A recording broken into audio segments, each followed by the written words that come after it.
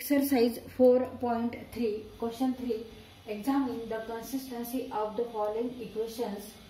Second example, 2x plus 3y minus 4 equal to 0, x plus 2y equal to 3 and 3x plus 4y plus 5 equal to 0.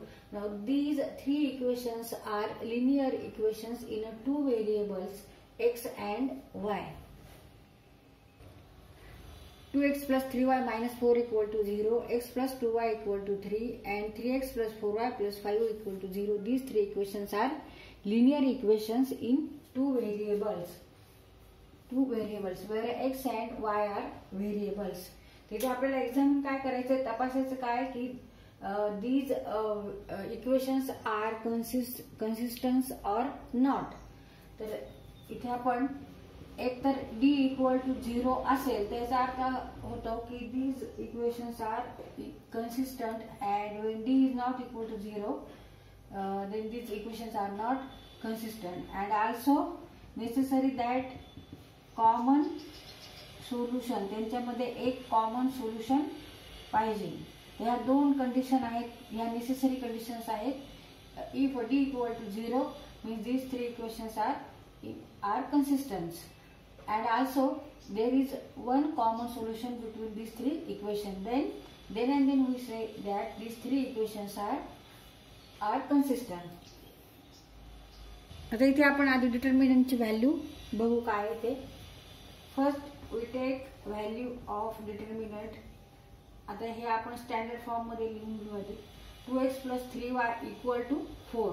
नंतर x plus 2y equal to 3 and 3x plus 4y equal to -5 or -5. यावरून determinant लिहायचं आहे. Take here all x coefficient, here y coefficient, and here constant 4, 3 and -5. 2, 1. x चे coefficient काय बघायचं. x चा coefficient इथे 2 आहे, इथे x चा कोएफिशिएंट 1 आहे. काही नाही, ह्याचा अर्थ काय समजायचं 1. x चा इथे कोएफिशिएंट 3 आहे, y चा 3, इथे 2 आणि इथे 4. Then constant 4, 3 and -5. आता इथे एक्सपान्शन फॉर्म्युला वापरायचा आहे, एक्सपांड करायचा आहे आणि व्हॅल्यू बघायची. आता 2 नी पहिल्यांदा मल्टिप्लाय करायचं आहे. 2 into -5. Take remaining elements which are not in first row and first column. मग दीज आर रिमेनिंग एलिमेंट्स. तर इथे हा सेकंड ऑर्डरचा डिटर्मिनंट आहे. तर इथे आपण हा सॉल्व्ह करण्यासाठी काय करतो, take cross multiplication and subtract. तिरकस गुणाकार घेऊन वजाबाकी करायची. 2 गुणिले ऋण 5, 2 गुणिले ऋण 5 बरोबर ऋण 10. 2 into -5 equal to -10 minus 4 into 3 12. आता -3 मल्टिप्लाय करायचं. Take remaining elements which are not in first row and second column. First row and second column मध्ये नसलेले एलिमेंट्स घ्यायचे, म्हणजे 1, 3, 3, -5. Take cross multiplication and subtract. 1 into -5 -5 -3 into 3 9. आता plus, एकदा minus घेत असतो आणि एकदा प्लस घेत असतो. दुसऱ्या वेळेस आपण प्लस घेतो. प्लस नी मल्टिप्लाय करायचे, प्लस 4 नी मल्टिप्लाय करायचे. Take remaining elements which are not in first row and third column. Now these are remaining elements. 1 into 4 4 minus 3 into 2 6 equal to 2 in 22, then 14 and plus 4 -2. Now 2 into -22 means -44. Negative become here positive. 3 into 14, 14 गुणिले 3 42. 14 त्रिक 42. 3 चौक 12, हाताला 1, 3 1 3 1 4. मग इथे 4 into -2 -8 equal to -10 and which is not equal to 0.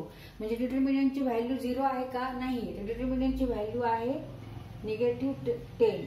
मग यावरूनच आपण काय लिहू शकतो, आन्सर लिहू शकतो. Hence these equations are not in consistent. मग इथे आपल्याला कॉमन सोल्युशन काढायची आता गरज नाही, कारण डिटर्मिनंटची व्हॅल्यूच निगेटिव्ह आलेली आहे. त्याच्यामुळे these equations are not inconsistent. answer D equal to -10 and which is not equal to 0. Therefore or hence given equations are not consistent. Hence given equation are not consistent. आता इथे जरी आपण कॉमन सोल्युशन काढायचा प्रयत्न केला तर common solution येणारच नाही. तर आता आपण कॉमन सोल्युशन येतं का ते पण चेक करू.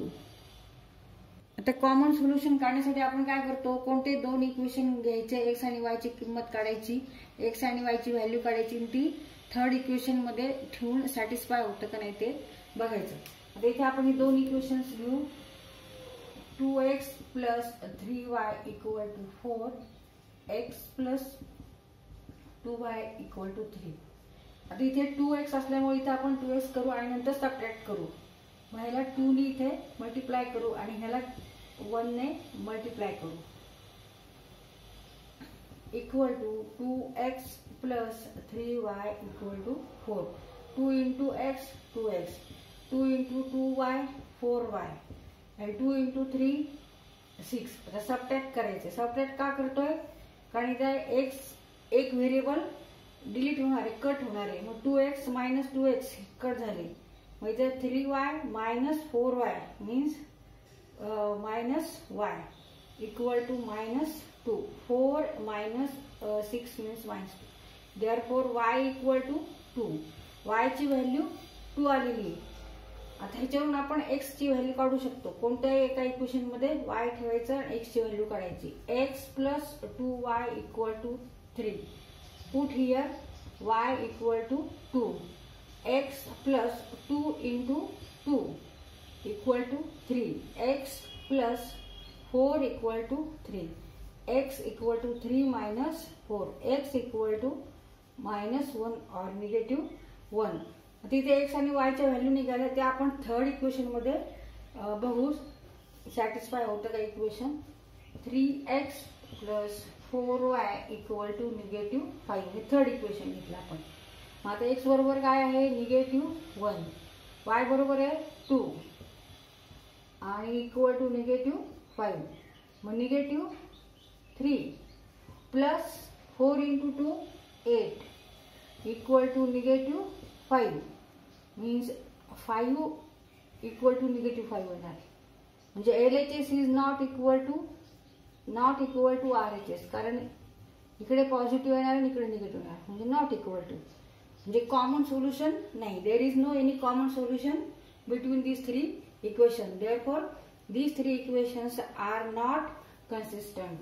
तर असंही आपण ह्या प्रकारे सॉल्व्ह केलेले आणि डिटर्मिनंटची व्हॅल्यू काढून सुद्धा सॉल्व्ह केले. तर काही वेळेस काय होतं, डिटर्मिनंटची व्हॅल्यू 0 येते.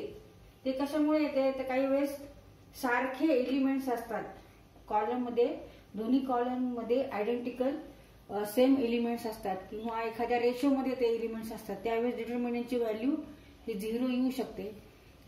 येते 0 येते कारण ती प्रॉपर्टी डिटर्मिनंटची, तेव्हा डिटर्मिनंटची व्हॅल्यू ही 0च येणार.